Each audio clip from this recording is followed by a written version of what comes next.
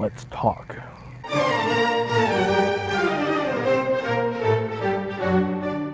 Virtual reality is the ability to take a 2D image projected across two different eyes and convert it into a way that is presented in a 3D presentation. It's interpreted as such due to the fact that you're looking at two images that are overlapped between the two eyes and trick your brain into thinking that it's a 3D space in front of you. It's fairly simple of a concept. In fact, headsets like even Nintendo made something similar in the 80s. It's not a new concept. However, it's more or less been catapulted over the past few years due to the fact that updated technology, updated input methods, updated computers, they've allowed the idea of virtual reality to become more of a fruition. You can now go spend several $100s in purchasing this headset in which you can strap to your face and walk around a tiny room and mimic hand motions within that space as well, using two different controllers. However, it's hard to deny that there's a future ahead of this tech.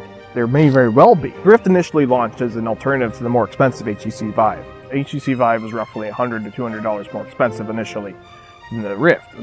And the Rift, while providing the same qualities as an HTC Vive, generally speaking, had no hand tracking, stuff like that initially. It was mostly for sit-down experiences, that sort of thing. Eventually, a year later, they came out with the touch controllers, and these touch controllers actually track your fingers somewhat. They track your index finger and your thumb, and they're a lot more intuitive to hold. They feel a lot better in the hands. They also have joysticks instead of trackpads like the HTC Vive does. Now, when this launched, it cost an extra $100 for the controllers itself, so that's another $100 on top of the $600 that originally was on the launch for Rift. Now, soon after, the Oculus Rift and the HTC Vive both got price cut. Oculus Rift, in a way, has a bundle with the touch controllers, that got chopped down to $200.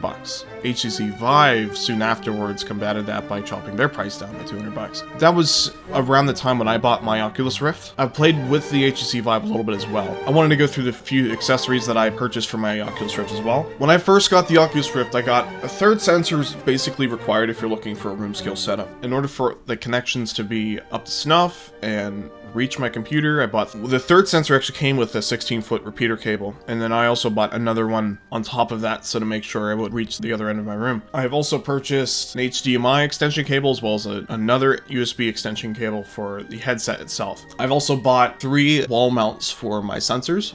I also bought this pulley system. Now this pulley system here, it's a bunch of, so what they are these little clips that hang off your ceiling, and you can hook on a carabiner. And what this does is you run your wire for your headset through the carabiner and through all the carabiners. It runs to the middle of the room here. The cable stays off of the floor, and you don't have to worry about tripping over another cable, which is very nice. And that's about it. Fortunately, most of VR in general right now doesn't come without any hitches. So you're expecting a few bugs or two, depending on what you're doing, of course. Most of my personal issues are regarded towards USB-related issues, like USB power, USB bandwidth, that sort of thing. I've had a few times where sensors literally would flicker out of connection, flicker in and out, temporarily losing some tracking issues, having frame rate drops in games, etc., etc. What's worse is if the connection to the headset isn't as tight as my connection with Jesus, your game's probably going to crash, just flat out. The disconnection for even just a mere millisecond will cause the game to just flat out crash, unfortunately. I love the thing to death, but I'll admit there's times where I just want to throw it out in the trash. It gets annoying sometimes really quick. But it's a lot worth it. But I wanted to cover some specific games that I wanted to talk about.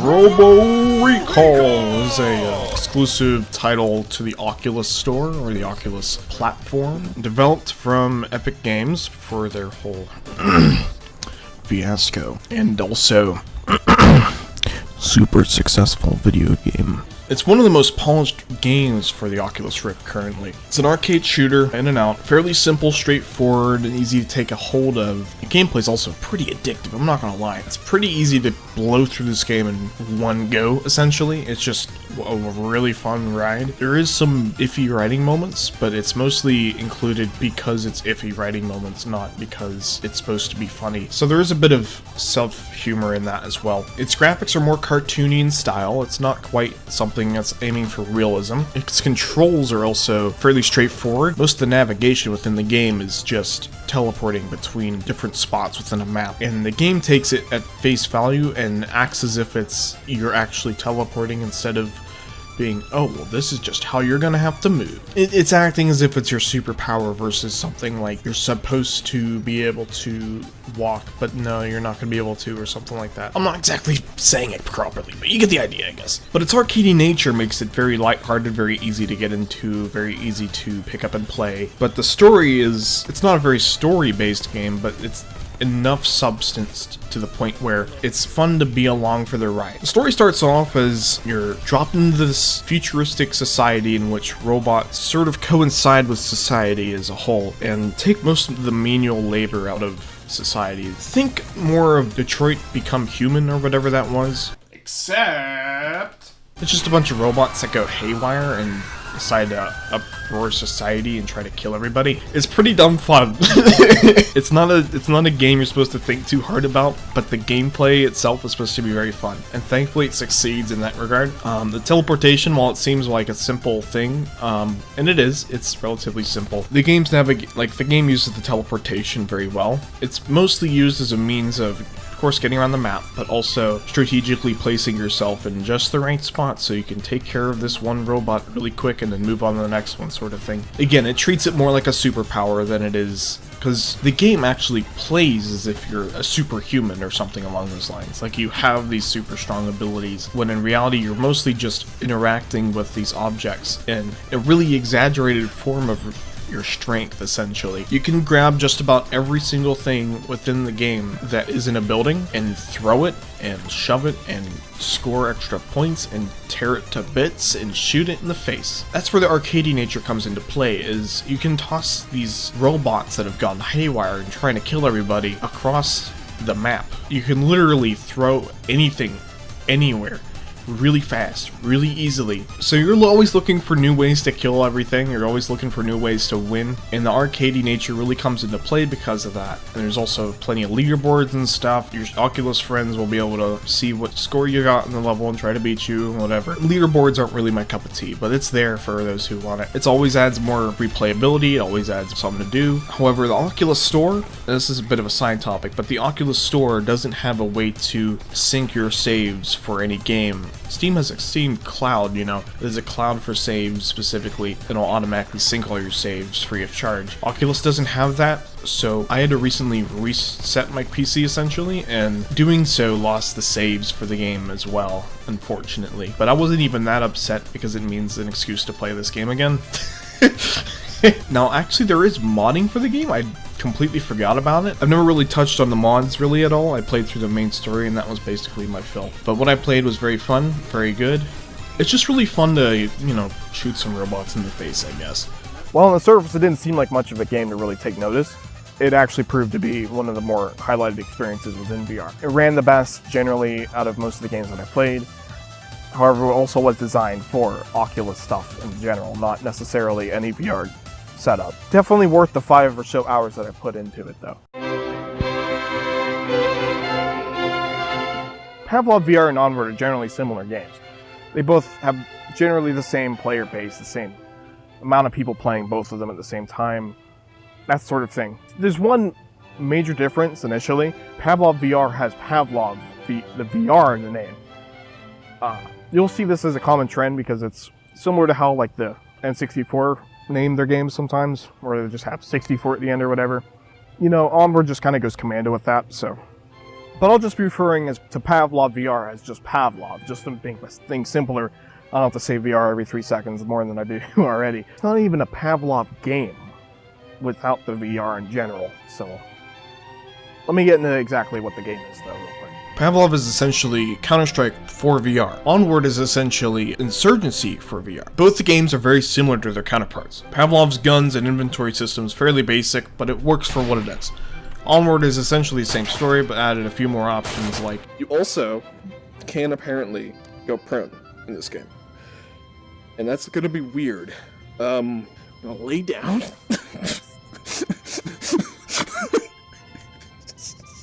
I'm laying on the floor. But I can't see the back, so we're gonna walk over here.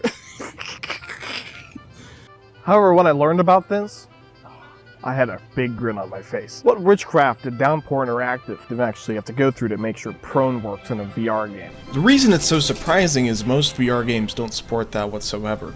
The tracking is mostly based around you standing in a room and assuming you're going to be standing there. So if you attempt to do that in any sort of other game, especially those with other players involved, like Pavlov, your character's just going to get mushed to the floor, and it won't properly track where you're literally laying down in real life. But I won't get too much more into detail about that. This is mostly due to the case that Pavlov isn't aiming for a specific realistic style of gameplay, more so it's pew pew pew pew. And also fun interactions with the guns, as well as the maps that people can create within the game's mod support and such. Onward is a lot more of a milsim focus, and in part due to the milsim crowd that's also aiming to play this. A lot of ARMA people play this game when they get a VR set up and so forth. But what Onward doesn't have is mod support. Now, I've already mentioned it a little bit earlier, but Pavlov's mod support is one of the key components to its success. Simply taking, like, literally any map from any other game and shooting each other on it is something of a spectacle. It's something that's no other game can quite provide at the current moment. Just taking a look at all these old maps that were in, like, Halo Combat Evolved or Banjo-Kazooie, or just, you can name anything. There's plenty being added to the game, and mostly from old shooters and stuff. Not like the Quake era and stuff. Those would be too complicated to navigate with a VR setup like in Pavlov. But these maps that are, most of them are Counter-Strike maps. People port a lot of Counter-Strike maps to this. That's also due to the fact that while it also plays fairly similar compared to Counter-Strike, also the map files are fairly similar, I believe, in format. I'm not sure. You're gonna have to look up the modding scene for this yourself. I don't know it personally. But I mean, if you wanted to see facing worlds projected in front of you as if you're actually there, it's one of the few ways to do it right now. I'm also aware, you know, you can port these maps similarly to VRChat, which I'll get into later, but that's a whole different scene, that's a whole different game concept. To have an action-oriented, you know, shooter, just go and drop in this map that's straight plucked out of... There's several really good Banjo-Kazooie maps of all things in this game, and just shooting each other. It's really fun. It's something, it's very unique at the moment. It's something that can definitely be added to Onward. That's a whole different conversation. Let's talk about the game. There are similarities. The two game similarities mostly coincide with the interactions with the guns in your inventory. Both the inventories are based around having a chest piece on yourself. Don't kill me, okay? And it's, of course, virtual. There's different spots for specific tools and specific, you know, grenades. In each game, they're relatively similar. There's slight differences, but they're mostly the same. Onward has a lot more tools at disposal compared to Pavlov. Pavlov is a lot more streamlined. However, it's both very similar. The inventory is very similar. The gun feel is fairly similar as well. There's slightly different controls between the two. There's still dropping magazines, putting in new ones, cocking the gun, make sure everything's loaded up properly. That's all there. The scopes also interact very similarly as well. They try to emulate realistic scopes to an extent, you know. Can't be perfect, but they both have different methods of doing it, but they both are simulating a scope, more or less. It's fairly fluid, it's fairly easy to understand, so I won't get too much more into the gunplay. Gameplay can suffice for sure and show you how exactly it feels, but they both feel very good. They're both top tier within VR games right now. Granted, Onward's more for a serious crowd, people looking for a milsim experience, so I'm sure you can decide which one you'd prefer out of the two. They're both very good games, though, very solid cases for an actual, like, shooter, you know, from VR, where you actually have to tangibly interact with the guns. It's really a fun experience. Alright, let's get over the elephant in the room. Let's talk about VRChat next. Oh shit.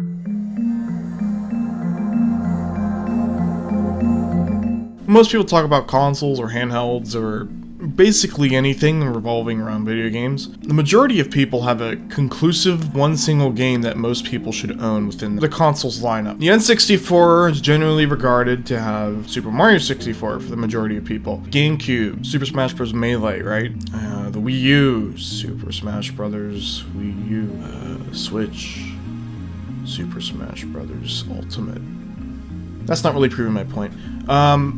PS1, Final Fantasy VII, the Nintendo DS, VRChat? But what I'm trying to say is every generation, every piece of hardware has its own little game, its own little spotlight piece for somebody to pick up. The most surefire way to get the most enjoyment out of the hardware at the current state, or maybe in general. It's usually the one game that everybody's played if they own the hardware within the hardware's lifespan. And VRChat's regarded as the game for VR. It's not that difficult as to why. It's free, and for expensive hardware that you have to buy separately for your computer, which is already expensive as it is, that's going to help push it forefront for sure. However, the customization options, people modding their own models and maps into the game, it's the sheer flexibility of it allows players to go through. The sheer aspect of going into just talking to people, it doesn't seem very new, it doesn't seem very enticing. However, it's portrayed in such a unique fashion that it's hard to ignore as to why it's so successful. You don't need it to buy a single thing for the game, period. Now, I typed up a script for this video, but it was very difficult for me to follow along, and I just sort of scrapped it.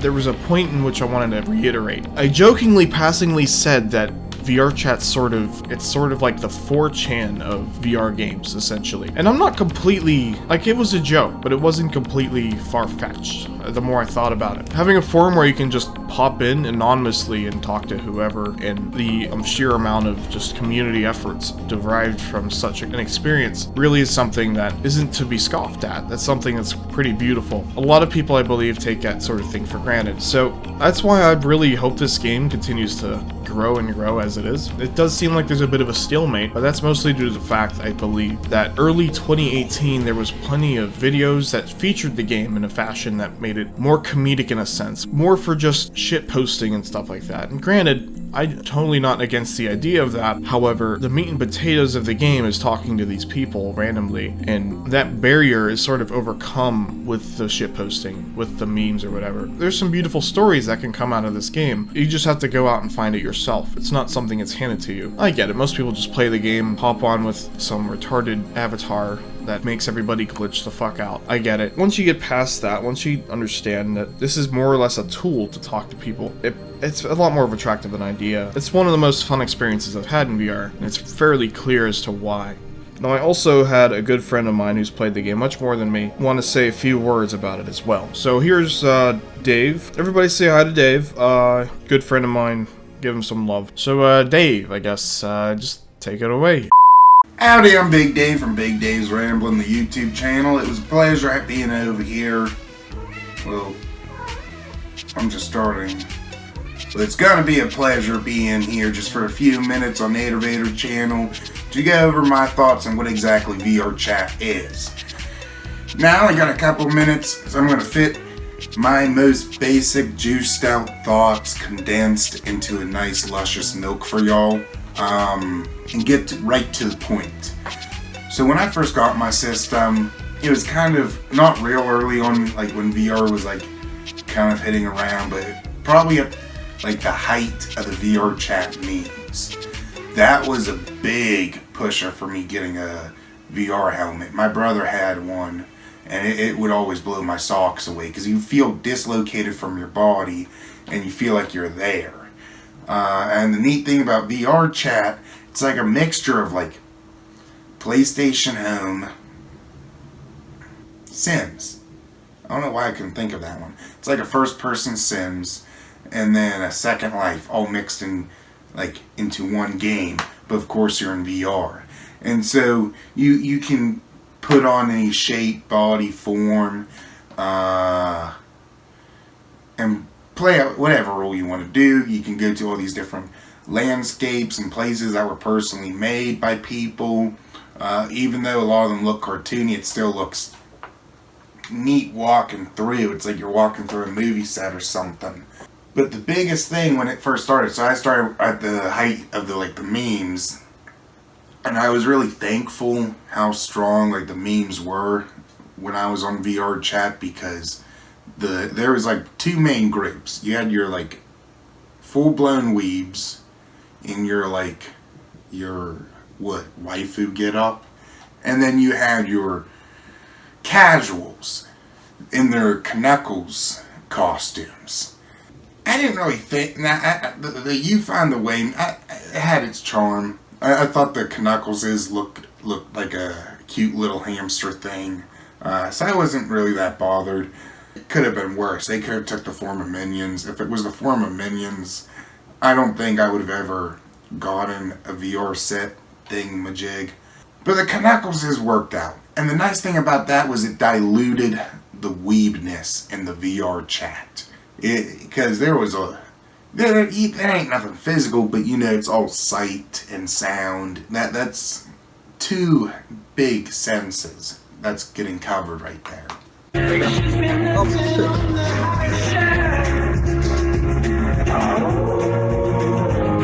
I'm not even sure what kind of words I can use, but I'll just let those flashbacks describe why I was okay with some casuals walking around my game.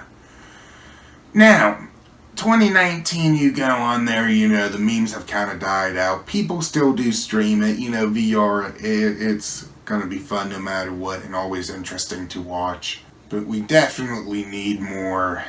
It's a shame. They need to put something in there to attract casuals. Attract chads.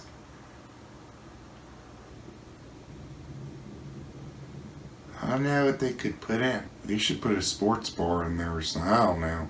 I don't know. Or it's just doomed to be weeb heaven. Let it be. It's a pleasure for you having me, Nader Vader. I hope I added some good information for y'all. And hopefully you got some knowledge of what VRChat is through this. My favorite thing for VRChat was it was a safe way to go to a bar or something, not have to worry about driving home. I would get blackout drunk in my room, go to a club or something, and then pass out on the floor nice and safe. Alright, next let's talk about a little game called Elite Dangerous. Hey, you. Finally awake. Oh no!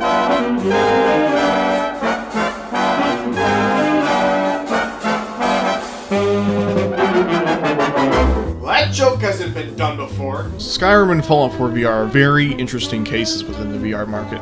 They're both VR counterparts to the original games. What I mean by that is essentially your standard versions of the games converted for VR. It makes it sort of interesting as an individual case study as to what it's like to transfer, almost one-to-one transfer a game over to a Vive or Rift or anything along those lines. Since both games are very fast RPGs, regardless if they're good or not in whatever case or opinion, they have a few things that sort of stand out amongst the crowd that really bring it out as far as VR goes. First off, the environments. They're very detailed. Bethesda's very good at making worlds. It's one of their main selling points, I suppose. You can walk around these worlds that they make, that they handcraft. There can be a lot of detail in all of them, regardless of the game's good or not. So while in some cases the game isn't that good, like say maybe Fallout 4 isn't the greatest RPG ever made, the novelty of walking around this nuclear wasteland or a fantasy RPG as if you're actually there, it's a novelty that's very fun, it's very cool. I can say that about a lot of things in VR, of course. The details within every little spot in the game pretty much has a lot of little details that you can miss very easily. A lot of people who played the games thoroughly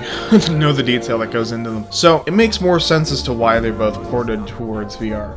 Bethesda could also be just trying to make a quick extra buck by taking a relatively pain-free development of another version of Skyrim, because now there's 9 different versions of Skyrim, right? You can argue that ports to a different format, especially, they can definitely take some time. I completely agree. However, doing that and completely make new Elder Scrolls or a new Fallout, it definitely costs less than it does to make a whole new game.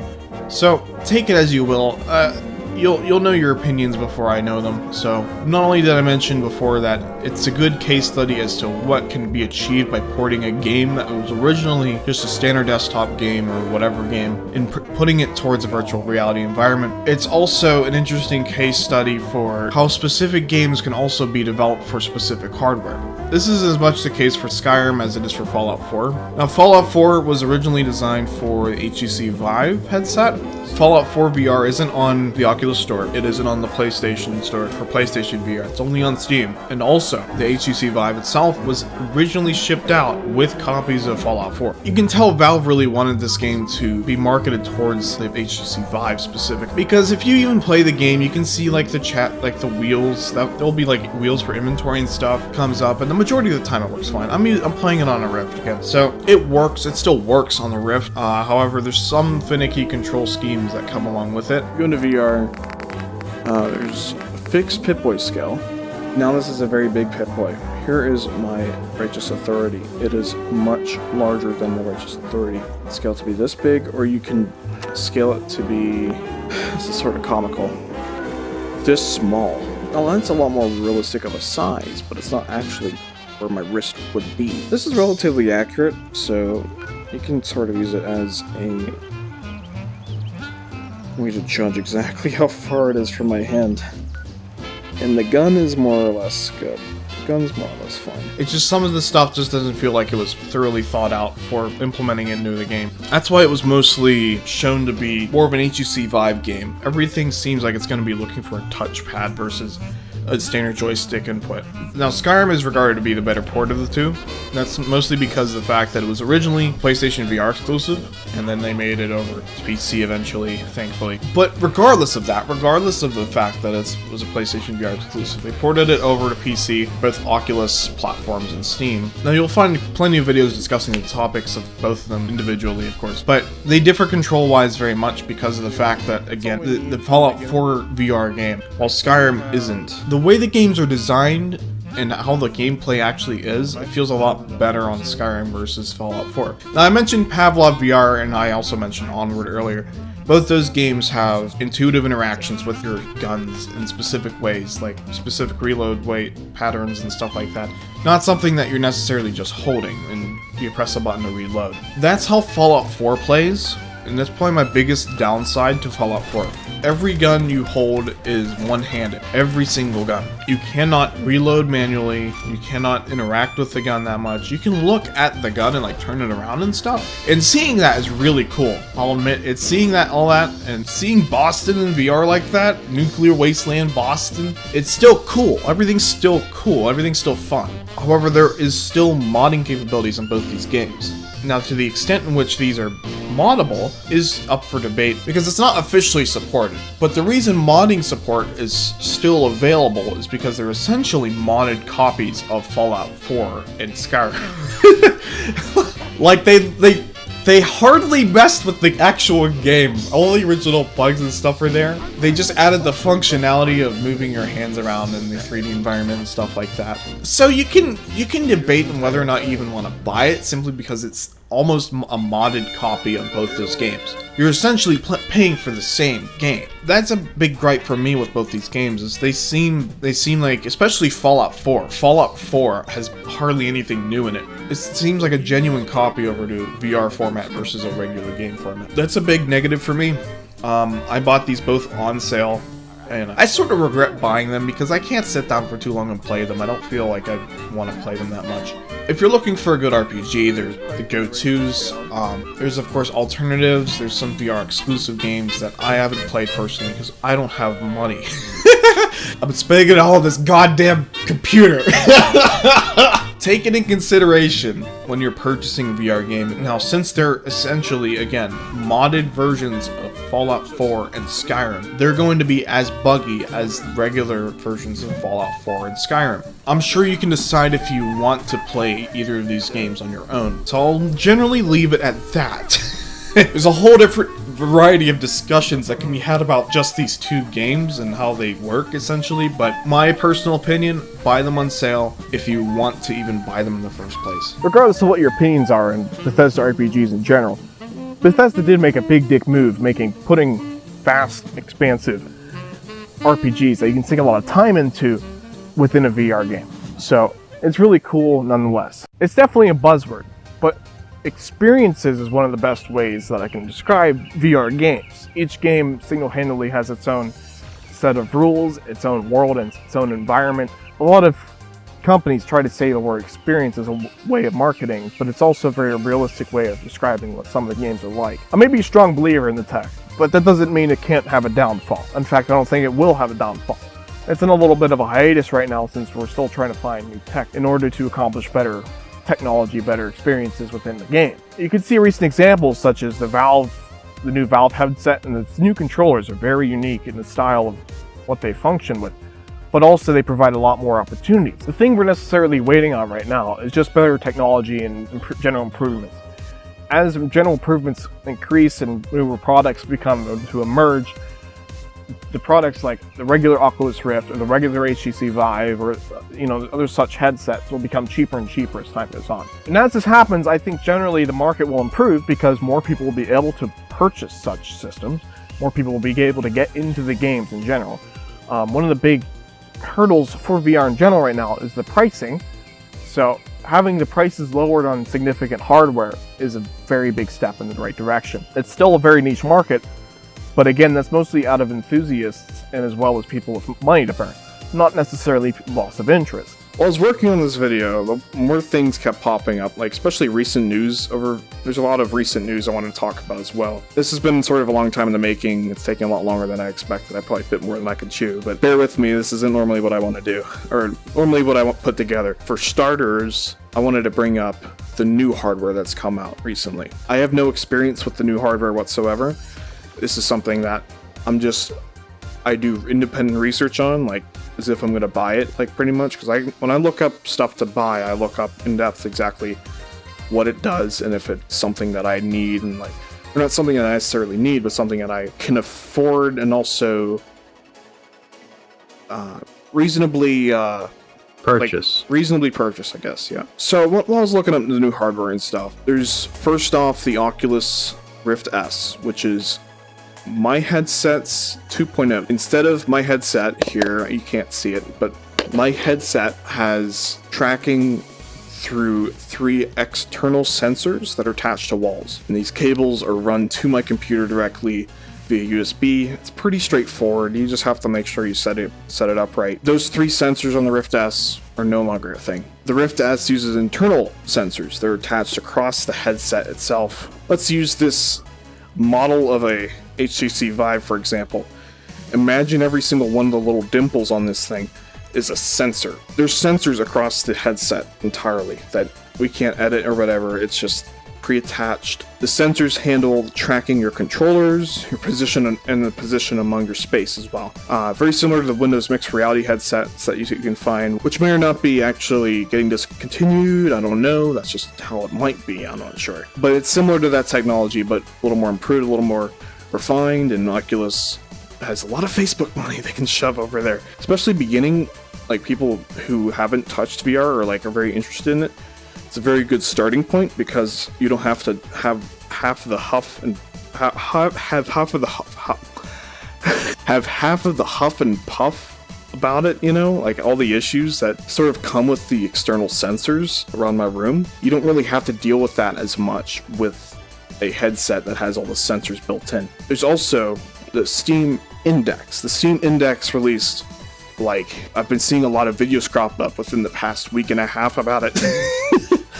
The controllers, what's the best part about it? The controllers are like using a new version of controller essentially, where it'll wrap around your hand and it'll track your finger placement along the controller. Like there's this giant sensor built into the controller or something. It tracks every single finger along the controller. Now these Oculus Rift controllers, these CV1 controllers, they do have hand tracking, the Oculus Touch controllers, but it's for basic gestures like pointing, or you can give a thumbs up. It tracks your thumb and your index finger, essentially. In comparison to the Index is a lot more of a push forward.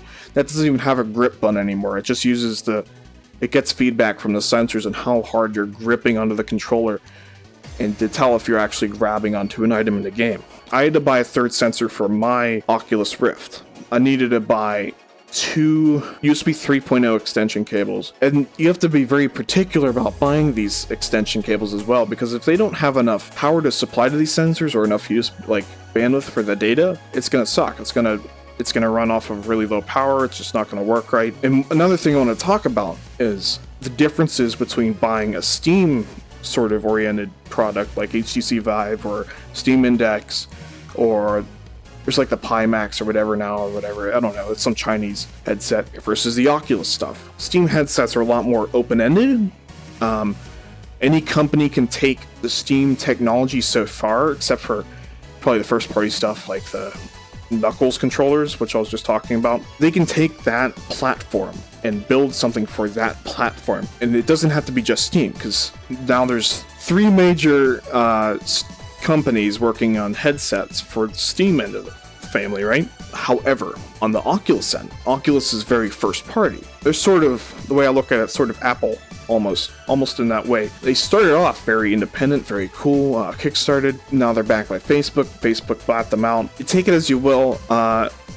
There's some recent decisions that Oculus has been bringing up as a business. Oculus has been making some greedy decisions along with their Oculus Quest headset. Again, I can see business-wise why it would make sense, but it's sort of scummy to people who've paid good money for something that they like.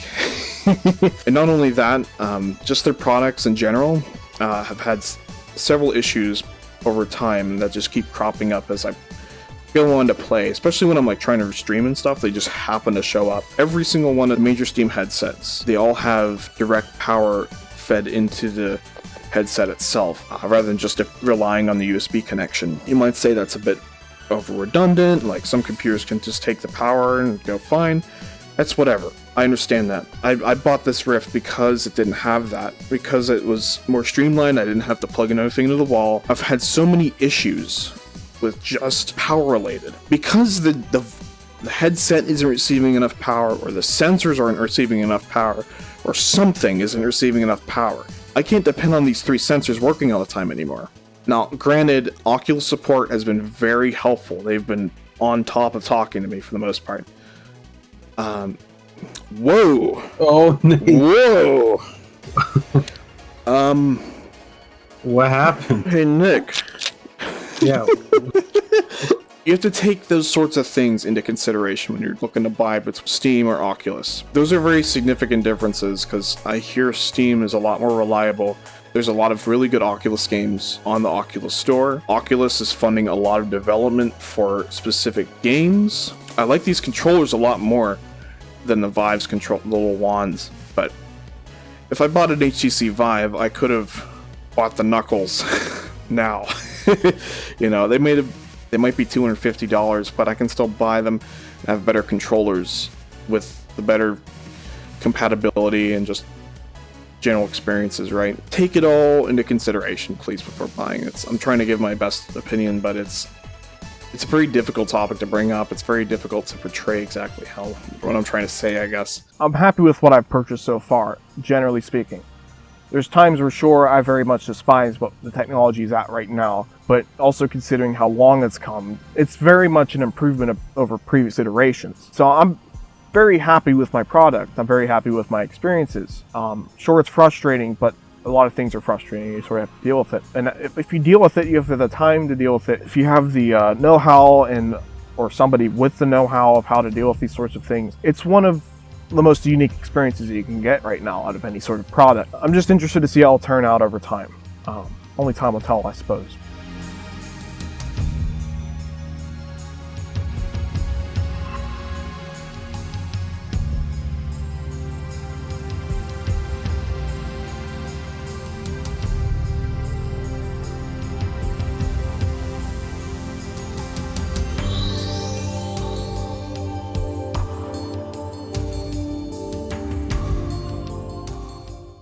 Next, I want to talk about Elite Dangerous. Oh, okay, that was really slow. All right, next I wanted to talk about. Let me check real quick.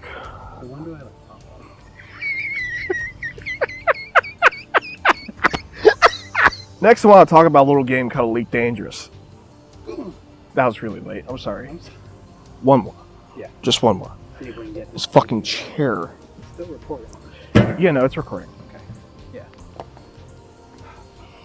It won't be that hard to sink. Oh my god. No, watch, ready? It's gonna... Oh god. Okay, yeah, let's go do a better spot. Yeah. What is that, dude? Dude, Like some rope on a fork. what the fuck is this? Actually, can you get between those two trees right there? Like, looking this way, almost?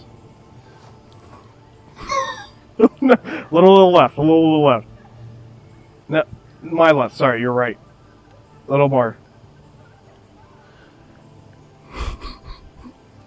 That's pretty good. Just stay there for 2 seconds, okay? Hold on.